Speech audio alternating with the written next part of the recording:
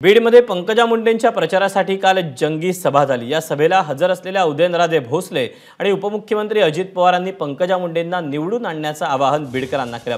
यावेळी बोलताना उदयनराजे भावुक झाले। एवढंच नाही तर हात जोडून खाली वाकून पंकजा मुंडेंना मत द्या असं आवाहन त्यांनी बीडकर जनतेला केलं।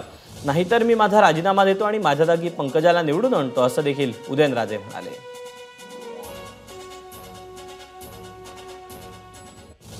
आणि एक सांगतो, कृपया करा माझ्या बहिणीला निवडून द्या।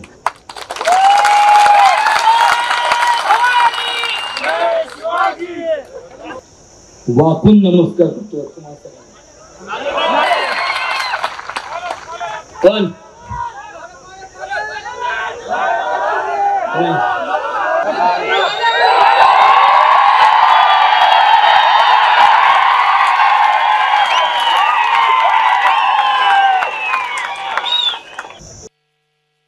आज तिला नाही मतदान करायचं, कोणाला करायचं?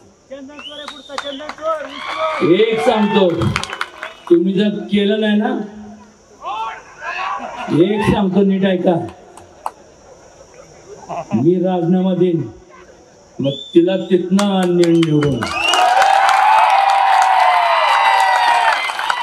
पण तसं होत नाही, नीट ऐका।